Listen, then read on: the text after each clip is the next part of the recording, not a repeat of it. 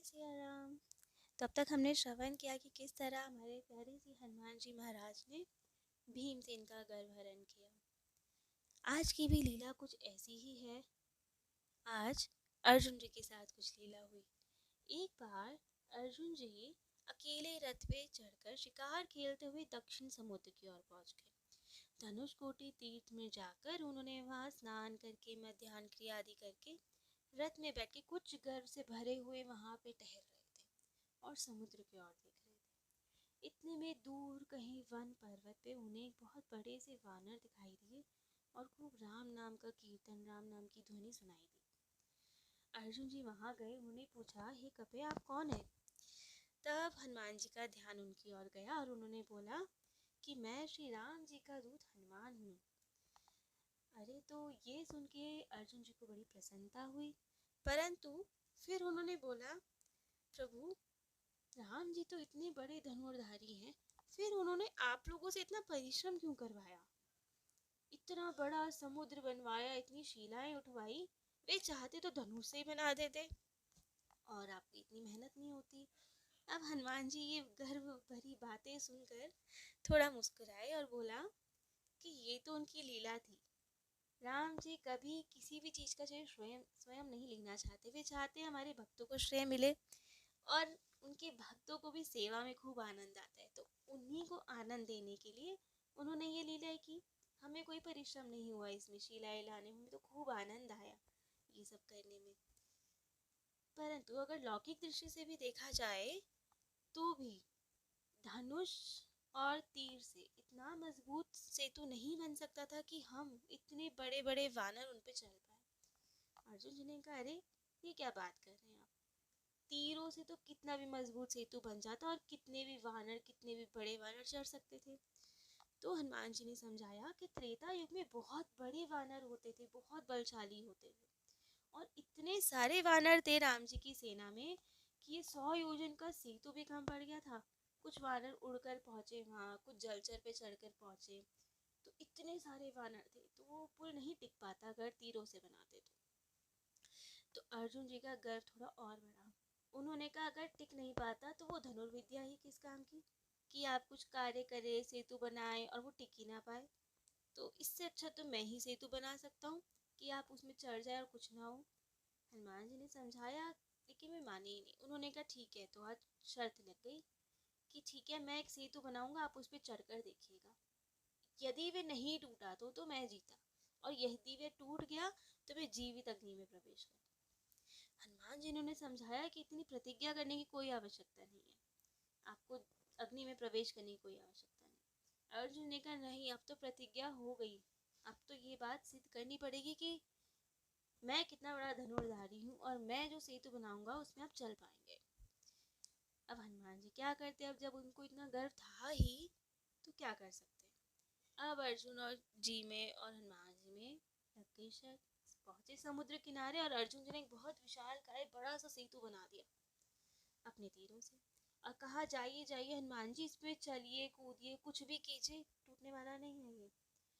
हनुमान जी गए, बड़े सहजता से गए और अपने दाएं चरण का एक अंगुष्ठ केवल टच किया, सिर्फ छुआया, एक अंगूठा पैर का केवल छुआया और पूरा सेतु चरमरा कर गिर गया। अब तो अर्जुन जी के पसीने छूट गए। उन्होंने कहा कि ये क्या हुआ, मैंने तो बहुत मजबूत सेतु बनाया था, ये तो चढ़े भी नहीं, सिर्फ अंगूठा टच हुआ है और ये टूट गया। उन्हें बहुत दुख हुआ कि ये क्या हो गया। तो उन्होंने अब दुख में आकर चिताई लगानी स्टार्ट की, लकड़ियाँ लाए और अग्नि लगा दी कि अब तो मैं अग्नि में प्रवेश करूंगा। हनुमान जी ने रोका कि अरे भाई ये क्या कर रहे हो, कोई बात नहीं, हमारी बीच की बात थी, प्रतिज्ञा की, कोई बात नहीं, नहीं हुई पूरी, मेरे को नहीं चाहिए कि तुम अग्नि में प्रवेश करो, ठीक है, किसी को नहीं पता चलेगा। अर्जुन जी ने कहा, नहीं, ऐसे कैसे नहीं पता चलेगा, मैं एक क्षत्रिय हूँ, मैंने जो वचन दे दिया तो दे दिया, अब तो मैं अग्नि में प्रवेश करूंगा। हनुमान जी ने बहुत समझाने की कोशिश की लेकिन वो माने ही नहीं। अब तो हनुमान जी ने अपने राम जी को याद किया, अरे प्रभु कहाँ फंस गया मैं, अगर इसको कुछ हो गया तो कैसे आगे की लीलाएं होंगी, अभी तो महाभारत का युद्ध होना है, कितनी लीलाएं होनी है, ये तो बहुत इंपॉर्टेंट पात्र है अभी के, कैसे होगा यही अग्नि में प्रवेश करेंगे तो। इतने में तो वहां पे एक बटुक आए। उन्होंने पूछा कि क्या हो गया यहाँ पे, क्यों इतना शोर कर रहे हैं आप, चिता क्यों जला रखी है। तो सारी बात बताई गई उन्हें कि कैसे प्रतिज्ञा हुई और कौन हार गया, और अभी अग्नि में प्रवेश कर रहे हैं। तो बटुक ने कहा, अरे ऐसे थोड़ी होता है, कोई भी कंपटीशन होता है, प्रतियोगिता होती है, तो एक जज तो होना चाहिए, एक साक्षी तो होना चाहिए उसका, कि प्रतिज्ञा किसके साक्ष्य में दी गई है, कौन जीता है। निर्णय कौन करेगा, आपस में ही निर्णय कर लोगे कौन जीता कौन हारा, ऐसा नहीं होता। एक साक्षी होना चाहिए, मैं आ गया हूँ, अब मैं साक्षी हूँ, अब दोबारा प्रतिज्ञा करो और दोबारा ये प्रतियोगिता की जाएगी। हनुमान जी ने कहा चलो किसी तरह तो ये अर्जुन जी बचे। उन्होंने कहा ठीक है भाई, दोबारा कर लेते हैं। तब तक कुछ आइडिया लगाएंगे कि क्या किया जाए, कैसे बचाया जाए इन्हें। अब अर्जुन जी वैसे तो पूरा उनका कॉन्फिडेंस लूज हो चुका था कि अब तो क्या ही हो सकता है, जब पिछली बार टूट गया तो अभी भी टूटेगा ही। बट फिर भी अब जब कहा गया तो उन्होंने बनाया फिर से एक सेतु और कहा जाइए हनुमान जी, चढ़ जाइए। अब तो हनुमान जी वहाँ जाने लगे और टच किया अंगूठा, कुछ नहीं हुआ सेतु को। फिर उन्होंने एक चरण पधराया, फिर कुछ नहीं हुआ सेतु को। हनुमान जी ने कहा अरे अब क्या हो गया इस सेतु को। तो फिर हनुमान जी पूरा चढ़ गए उस पर, खूब जोर लगाया, बल लगाया, सेतु को कुछ नहीं हुआ। हनुमान जी कहे ये बात तो समझ नहीं आई, अभी तो टूट गया था, अब क्या हुआ। तब उनका ध्यान गया नीचे, सेतु के नीचे लगा हुआ था भगवान नारायण का सुदर्शन चक्र। उसे देखकर वे तुरंत उतर आए और अर्जुन जी से कहा ठीक है मेरी हार मैं स्वीकार करता हूँ। अब हनुमान जी के मन में विचार कि यदि नारायण भगवान ने अपना सुदर्शन यहाँ लगाया है तो वो अर्जुन जी को बचाना चाह रहे हैं।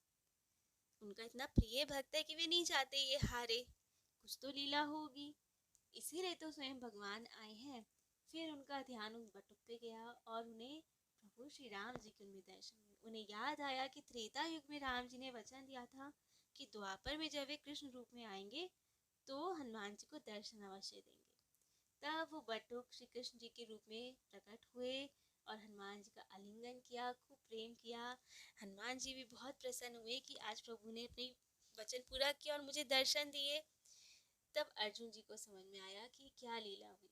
स्वयं श्री कृष्ण जी आए मुझे बचाने के लिए कि मैं अग्नि में प्रवेश न करूं, और अपने स्वदर्शन चक्र को पुल के नीचे स्थापित किया। तब कृष्ण जी अब हनुमान जी की भी कैसे ना कटने देते। तब कृष्ण जी ने जैसे सुदर्शन चक्र को हटाया वहां से तुरंत पुल ढह गया। अब हनुमान नारायण जी को तो हनुमान जी को भी बचाना था ना, अगर हनुमान जी इस पुल पे चढ़ जाते और पुल टूट जाता तो हनुमान जी भी तो गिर जाते ना समुद्र में। तो इसलिए अपने दोनों भक्तों को बचाने के लिए कृष्ण जी ने ये लीला की। अब अर्जुन जी का गर्व दूर हुआ, उन्हें समझ में आया कि वे गलत अभिमान कर रहे थे, उन्होंने क्षमा मांगी।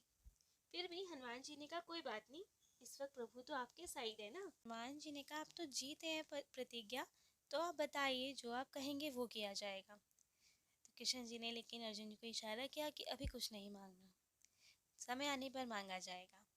तो ठीक है, फिर सब वहाँ से चल दिए, वापस आए। जब समय आया महाभारत युद्ध का, तब कृष्ण जी ने अर्जुन जी को समझाया कि अब वो वचन की याद कीजिए और हनुमान जी से वो मांगने का समय आया है। तब हनुमान जी को याद किया, कृष्ण जी ने उन्हें बुलवाया और बोला कि अब वो वचन दीजिए जो आपने कहा था कि आप करेंगे पूरा। हनुमान जी ने कहा प्रभु आप आज्ञा दीजिए, आपकी क्या सेवा करें।